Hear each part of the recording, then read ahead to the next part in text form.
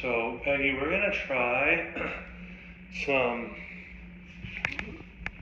for our lower body, we're gonna try something different, okay? So this is strength work, but it's also going to affect your balance as well, or could make your balance feel easier. So if you want to test now and then retest after this first one, that'd be a good thing to try.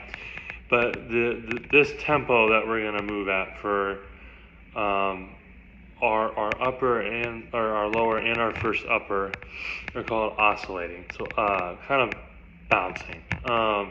It's a little bit more controlled. So the thing that I'm going to have you do in an oscillating pattern is going to be a split squat. So your choices are either weight in goblet position, which I would have you try. If it feels too awkward, then just go to body weight. But what you'll do is you'll have your weight in your hand. You can choose whatever leg you want to go forward. And then what I do with oscillating movement is I just think I'm going from the middle of my range up. So as I do this, I'm working on not full range, but partial, and I'm working on, again, kind of up and down movement. I'm moving up and down, and for you, I would do this for a while. I would say either 15 to 20 seconds on each leg, or 15 to 20 reps. And again, if it's killer hard, then let's reduce it a little bit. But you should be able to move up and down and control it for that amount of time. It'd be challenging, but not impossible. Okay? So that's what I would have you do for the first one. 15 to 20 seconds on each leg. Then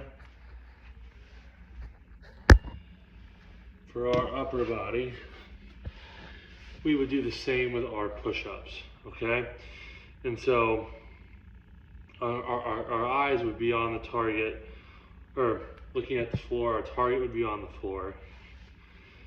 And then we would move in an oscillating pattern like that. And again, I'm not focused on full range of motion. I'm focused on that bounce. And again, you can hear it a little bit in my voice, but just doing those is pretty difficult. So for this one, I would go 15 seconds, 10 to 15, so a little bit less. Eyes are fixated on the carpet, up and down like that. Okay? So for our pushes today, we'll try oscillation. For our other two, we'll just leave it normal reps. So what I'm going to have you do for our back today is I'm going to have you do some of our rows in our split position. So got our weight, hand goes here, leg goes behind. We'll do 10 to 12 rows on one side, and then we'll switch, okay?